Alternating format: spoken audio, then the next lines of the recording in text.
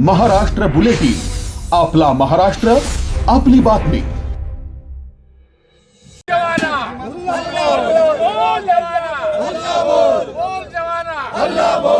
Israel-Iran युद्धानंतर देशभरात घरगुती गॅसच्या दरात वाढ झाल्याच्या निषेधार्थ काँग्रेस पक्षाच्या वतीने नाशिक जिल्ह्यातील त्र्यंबकेश्वर येथे आंदोलन करण्यात आले।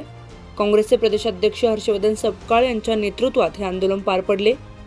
घरगुती गॅस सिलेंडरच्या वाढत्या किमती आणि काही ठिकाणी निर्माण झालेल्या तुटवड्याच्या निषेधार्थ काँग्रेस पक्षाने त्र्यंबकेश्वर येथे आंदोलन केले। या आंदोलनात काँग्रेसचे प्रदेशाध्यक्ष हर्षवर्धन सपकाळ यांच्यासह नाशिक शहर आणि जिल्ह्यातील अनेक पदाधिकारी व कार्यकर्ते सहभागी झाले होते।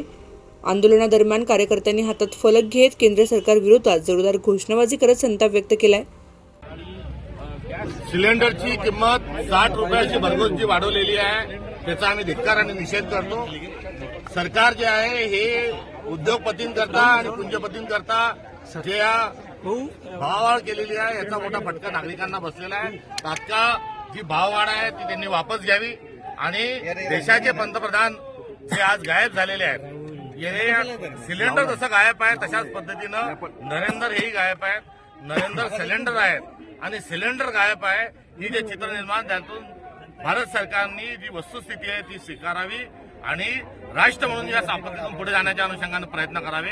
ते ट्रम्पच्या दबावात जे काम करतात आहे त्याचा देखील धिक्कार आणि निषेध या निमित्ताने मी करतो। यावेळी आंदोलनात सहभागी झालेल्या महिलांनीही आपली व्यथा मांडली असून गेल्या 4-5 दिवसांपासून नंबर लावूनही गावात गॅस सिलेंडर मिळत नसल्याचे त्यांनी सांगितले।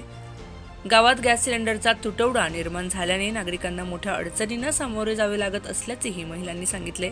दरम्यान गॅसच्या वाढत्या किमती तात्काळ कमी कराव्यात आणि नागरिकांना नियमित गॅस पुरवठा करावा अशी मागणी यावेळी आंदोलनकर्त्यांनी केली आहे। Bureau report, Maharashtra bulletin, Nashik. Maharashtra bulletin, आपला महाराष्ट्र, आपली बातमी।